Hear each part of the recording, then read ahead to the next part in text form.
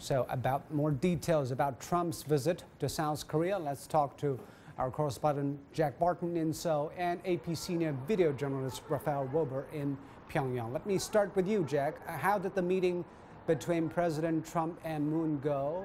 It seems that the topic of DPRK has been dominating their meeting.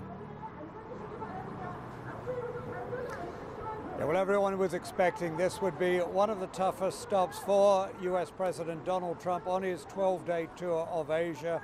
It's no secret that Donald Trump, a right-leaning hardliner when it comes to the DPRK, has been at loggerheads with Moon Jae-in, who is a left-leaning liberal, seeking unconditional dialogue with Pyongyang. And in the past, Donald Trump has even called Moon Jae-in's policy appeasement. But Moon Jae-in has also been very tough when it comes to security, building up the armed forces here in South Korea. And we did see a friendlier tone today. After all, South Korea has been putting on a full state visit for Donald Trump. So when the two men did finally meet, what we saw was smiles, handshakes, words of reassurance. Both said, yes, they would talk about the DPRK. They would also talk about the free trade agreement that Donald Trump has threatened to rip up. But today, again, we heard a more conciliatory approach with Donald Trump saying he hoped that South Korea would buy a lot of the United States weapons, at one point going on about this at length, almost sounding more like the salesman-in-chief than the commander-in-chief. So, yeah, it has been handshakes and smiles, glossing over a lot of those cracks. And that meeting just wrapped up a short while ago. Just before we spoke, we saw a few minutes ago that Donald Trump's motorcade moving down the road, and the thousands of Trump supporters who had lined up here to wave as he went past have just begun milling away, heading home. So that meeting has wrapped up. Trump is now heading back to his hotel, getting ready for the sessions that will go on tomorrow before he heads to China. And now let's turn to Rafael. I believe North Korea has been watching this closely, but did the media and the authorities mention Trump's visit to South Korea? It's funny to think that Donald Trump is now just about 200 kilometers away from here in Pyongyang. And I think that here people are aware of the Trump's visit to Asia, but they don't know the details. It's been in state media, and the messages that the authorities here have been reinforcing in the build-up to this visit, and since it started, are basically, first of all, repeating the kinds of insults that the DPRK started using against Trump after his UN speech back in September. That's stuff like old lunatic and war maniac.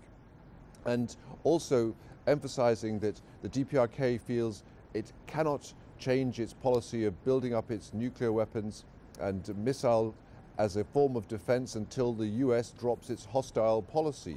And just as Trump arrived in Asia, a state news agency here also put out what it called a warning to Trump not to speak foolishly or recklessly while on this trip. So I think that while it seems that the DPRK is taking a kind of wait and see approach, observing what Trump does and says while on this Asia trip, so close to Pyongyang, I think that could change at any time. And Jack, will Trump even take one step further to go to the demilitarized zone that is just on the border with the DPRK this time? Well, every single US leader apart from Ronald Reagan has visited the DMZ while in South Korea, but the expectation is Donald Trump probably won't. We've heard from officials speaking anonymously inside the White House, saying they believe it's become a little cliched at this point. Most of the Trump officials, like Rex Tillerson, Secretary of State, as well as James Mattis, the Secretary of Defense, have already been there while they've been here. But the real reason may be that South Korea has really tried its best to steer him away from the DMZ, believing it would be too provocative a gesture. Instead, he was invited to visit Camp Humphreys, that new Army garrison south of Seoul, in fact the biggest US Army garrison outside of the United States, and he did so today, dining with families of the troops and troops there, meeting with officials. Tomorrow there's probably not going to be time. He's speaking at the National Assembly, And he's also going to be visiting the National Cemetery here to honor the war dead before he heads off to China. So there's really not a lot of time. Donald Trump, though, can often surprise. And it, of course, must be tempting for a man like Donald Trump to want to go to the DMZ. But certainly the government of Moon Jae-in, many officials here, hoping, of course, he doesn't do it. And Rafael, talking about provocations, U.S. and Japan have conducted a drone drill in the Sea of Japan, and it is told that 3 carriers groups were properly patrolling in West Pacific. Do you think the DPRK will do anything during Trump's visit to South Korea as kind of a reaction? So far, the typical DPRK objections to military movements by the US and its allies in the sea, in the air and on the land around the DPRK have been coming out repeatedly in a similar way. The DPRK always criticizes these kinds of military movements led by the US, exercises with its allies, the South and Japan, and always characterizes them as a prelude or a preparation to invasion. Although, of course, the US and the other neighbors say that they're defensive in nature. This time round, the DPRK has criticized the deployment of the 3 carrier groups, although it's not the first time ever that 3 carrier groups have been off the coast or in the waters east of Korea. And also the bomber flights which happened last Thursday, as well as the exercises, Hoguk exercises between US and South Korean troops on the ground in South Korea.